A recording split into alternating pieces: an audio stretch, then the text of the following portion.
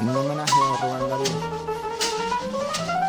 Dice: poesía dulce y mística busca la blanca cubana que se asomó a la ventana con una visión artística, misteriosa y cabalística, y puede dárselo a Tatiana con su faz de porcelana de una blancura eucarística, llena de un prestigio asiático, roja en el rostro enigmático, su boca púrpura finge. Y al sonreírse viene ella el resplandor de una estrella que fuese el alma de una esfinge. Mirar sentarme a la mesa bañado en la luz del día, el retrato de María, la cubana japonesa. El aire acaricia y besa como una amante lo haría, orgullosa de la bizarría de la cabellera espesa. Lleva un tesoro el mercado por sentirse acariciado por princesa tan gentil.